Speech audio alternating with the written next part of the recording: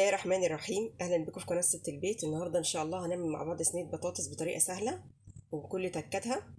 بس عايزه قبل ما ابدا الفيديو اشكر كل الناس اللي من داخل مصر وخارج مصر على تدعم القناه، وربنا يوفق الجميع ان شاء الله.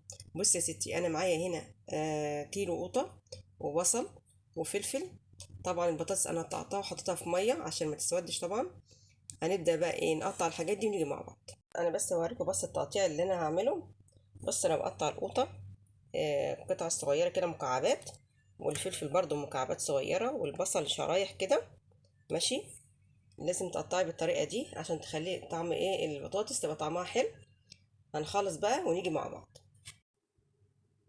بص الوقت انا قطعت طبعا القوطه وقطعت الفلفل وقطعت البصل شرايح اهي. هنعمل ايه بقى دلوقتي؟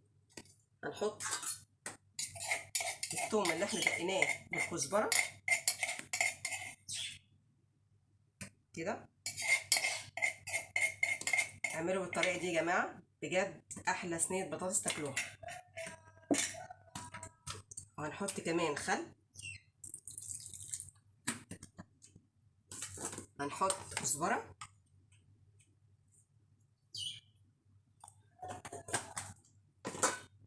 هنحط فلفل اسود،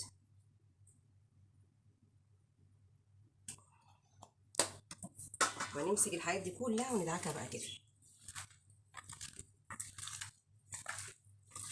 لازم الدعكه دي يا جماعه. ليه بقى؟ بتطلع العصاره اللي في القوطه مع البصل مع الفلفل. طبعا ايدينا غسلنا يا جماعه.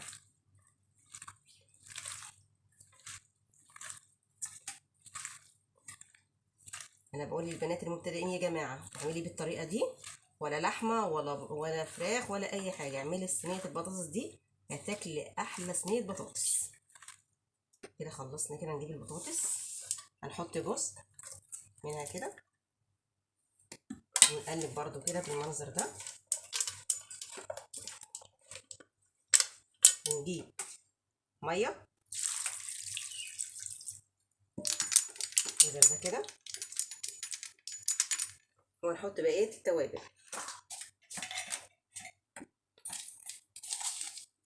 نحط كده معلقه ملح المنظر ده كده، ونحط برضو نفس التوابل اللي احنا حطيناها، كزبره. بس هنزود بس الكمون.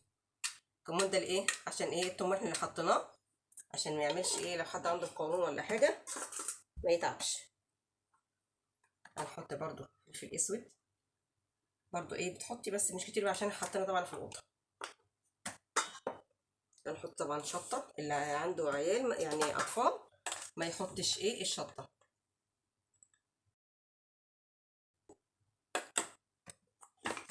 ونقلب بقى كل ده كده مع بعض كده. انا بقول صينيه البطاطس دي انا بعملها بريحتها بتجيب اخر الدنيا يا جماعه، والطعم ما اقولكوش بقى بجد. بالمنظر ده كده. لو عايزه تعصري قوطه بدل الميه اللي انا حطيتها حطي قوطه، ماشي، بس عشان القوطه غاليه. احنا مقطعين قوطه اهو. نحط المنظر ده كده، شايفين منظرها صراحه وريحتها ما اقولكوش بقى بجد. المنظر ده كده اهي. هنحط بقى الزيت دلوقتي بقى. نحط زيت من فوق، عايزه تحطي سمنه حطي، انا حطيت زيت ماشي. وهنحطها على البوتاجاز بقى ونيجي مع بعض. يا جماعه منظر البطاطس عامله ازاي؟ انا بقول لك بقى الريحه عامله ازاي في الشقه، جميله. هنخلص بقى تستوي واوريها لكم ماشي. انا جنبيها برده شويه رز اهو بشعريه.